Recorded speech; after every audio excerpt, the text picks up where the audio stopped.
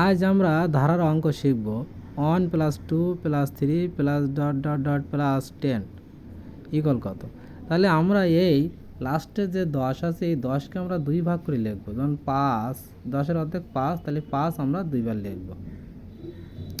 পরের অঙ্ক 1 + 2 + 3 + ... +100, 100 2 ভাগ করলে 50, তাহলে 50 আমরা 2 বার লিখব। 3 নম্বরে 1 + 2 + 3 + ... +1000, 1000-এর অর্ধেক হচ্ছে 500, তাহলে 500 আমরা 2 বার লিখব। 4 নম্বর অঙ্কটা একটু ভিন্ন। √12 √12 এই ধরনের অঙ্কে আমরা প্রথমে যে সংখ্যাটা থাকবে এটাই আমরা এখানে বসাই দেব। 5 নম্বর অঙ্কটা √12 + √12 + √12 + √12 এই ধরনের অঙ্কে আমরা এই 12কে আমরা ভাঙাতে পারি। 12 × 1 = 12, 6 × 12, 3 × 4 = 12।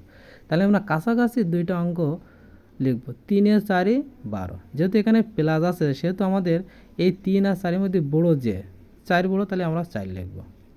পরের অঙ্কটায় √12 - √12 - √12 - √12 এই ধরনের অঙ্ক আমরা একইভাবে 12কে ভাঙাবো। 3 × 4 = 12, যেহেতু এখানে মাইনাস আছে সেহেতু আমাদের 3 আর 4-এর মধ্যে ছোটো যেটা আছে সেটা আমরা লিখব 3।